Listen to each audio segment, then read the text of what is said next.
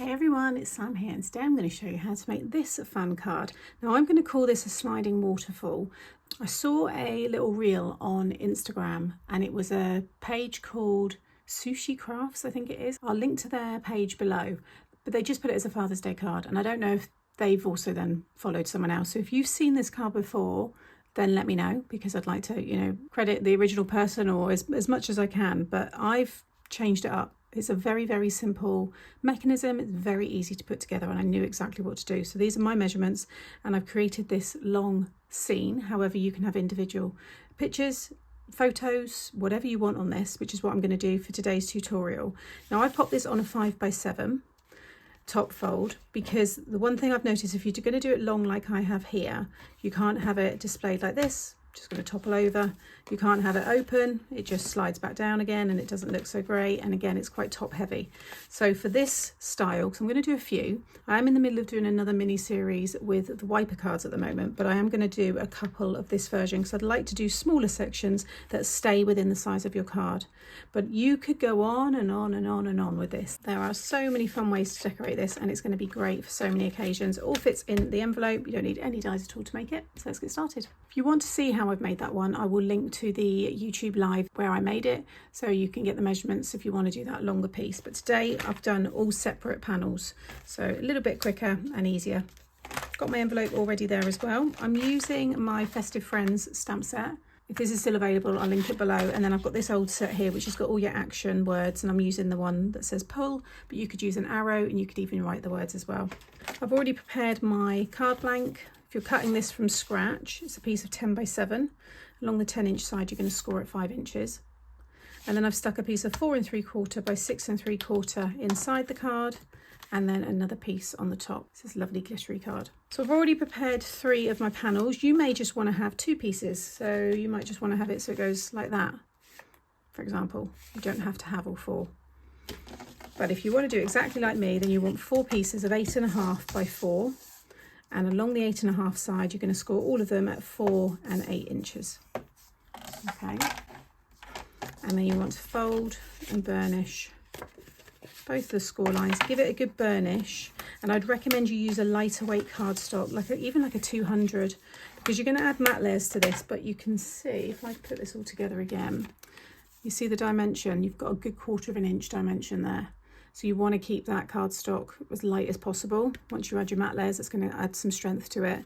But I would recommend, there is a bit of weight to that now, so maybe this one's better to be hand delivered. I know some of you, different parts of the world, your letters, cards go through runners.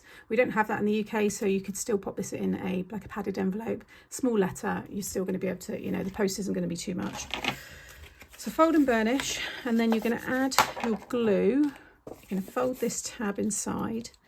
You're going to run your glue all along that 1/2 inch tab, and then keeping that closed, fold that over. So you're creating a little pocket. And actually, that's another thing I wanted to say. Each one of these is a pocket. And you can see you've got all this space. So you could add a gift card in there. You could seal off the bottom end. You could have little pull tabs. Punch a little finger pull there. You could pop photos on all of this, have more photos popping out. So each one of these, you could put some money in as well. So yeah, again, like I said, lots and lots of ways to change this up. Great for birthdays. I think someone's maybe 21st, you could have it a really long one, picture of them from birth all the way up to 21, and you could have money in all of the little pockets. I think that would be nice. Okay, so I've prepared all of my other ones here.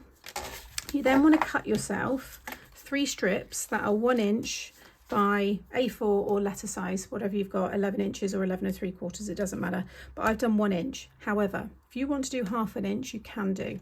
What that will mean, so you'll see here your front one, you've got the full 4x4 section. When you pull, I just do the next one, you'll see it will only go, you'll see it will pull out, but it'll have 1 inch hidden. So you've got a smaller section here. If you've got a particular stamp and it doesn't quite fit in that size, then you could cut these to 1/2 inch and it will give you an extra 1/2 inch width. But you can make these, I've done 4 inches wide, you could make them 6 inches. You could make them the whole kind of size of your card blank, so it'd be even bigger. It doesn't have to be 4x4. I was just playing around, I thought it was a nice little size and it fits nicely on that card. So again, once you've made it, make a template, play around, and you kind of get an idea of where you can change it. So 3 pieces of 1, like I said, by that A4 or letter size, or even 12 by 12 if that's what you're using. So you're going to take your first one and you want to make sure that you've got your join at the bottom, and it's the side where you stuck it to is facing away from you. Don't have it at the top because it might catch. You want to have it open like this, and you're going to take your first one, you're going to slide this through, and just make sure you've got equal amounts on each side. You'll end up trimming some of this off, but you want to wrap it around and make sure it's not really tight. You just nicely just wrap it around, keep it right up to the top, and then wrap the other one around. Make sure they're nice and parallel with each other. You could leave it if you want, but I'm just going to cut like half of that off just so I don't have to add glue to so much. If you just kind of roughly see there, if you want to grab a pencil, so I know that that's where I need to add my glue. Like I said, you could cut it right down, so you just glue in a little bit there at the end. But this will just make sure it's nice and secure. And make sure you don't get any glue anywhere else. And then just fold that. Now another little tip, because it's a sliding mechanism, if you've got a piece of wax, this is just an old tea light, but a really, really good tip, just run your wax on the sides where it's going to slide. Open that up. Don't worry about any of the wax there, and then just buff it off. And it's, if you've not seen me or heard me say this before, it's just like if you're polishing, just doing your household polishing. You spray your polish and then you rub it off with your duster and it leaves it nice and shiny. It's just the same with the cardstock. You know, sometimes you might have little rough fluffy bits on the card, but also if that, when you wrap it around, if it is just a little bit tight, this is going to make a difference. And then I'm just going to buff that off, and it just makes those sides nice and smooth. Just pop a little bit on here as well. You can do a little test, just slide that. See there? That's what you want that to do. And you will notice a difference. So now already I can feel that's really smooth, but you want to make sure each one moves. Put it back to the top, and you're going to take your next one. Like I said, make sure that join is at the bottom. We're going to stick this right over the top, but we're only attaching it to this piece here. Don't add any glue or anything there. You could use double-sided tape if you want.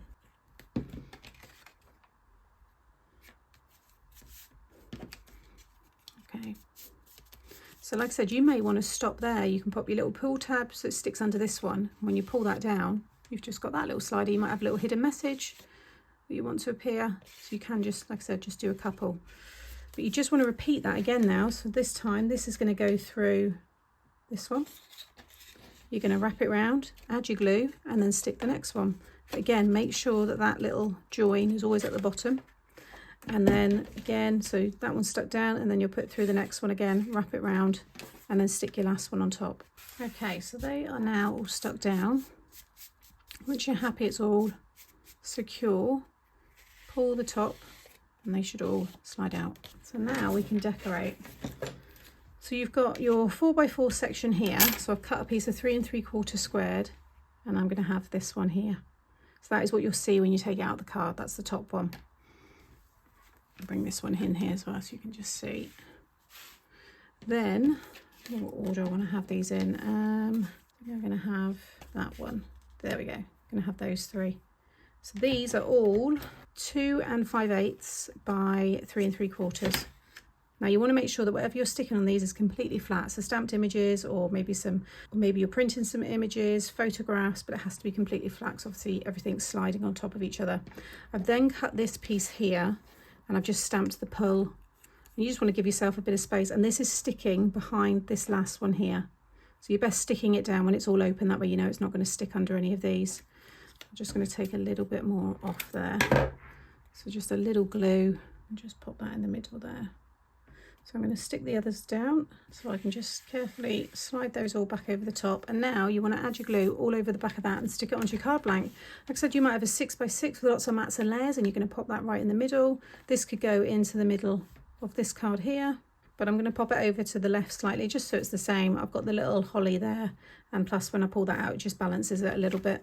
Okay, so there is the finished card. Just make sure that you stick anything on here is completely flat as well, because obviously this is going to slide out. But now, how lovely is that?